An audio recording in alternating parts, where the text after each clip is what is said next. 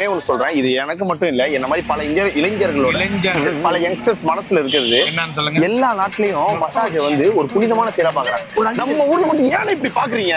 எனக்கு முடியல, விருப்பம் ஆகுதுண்ணே, எனக்கு உரிமையை கொடுங்க, 1 மணி நேரத்துக்கு 10 ரூபாய்க்கு பண்ணி கொடுங்க, எனக்கு பண்ணி கொடுங்க. எனக்கு எவ்வளவு கஷ்டமா இருக்கு தெரியுமாண்ணே?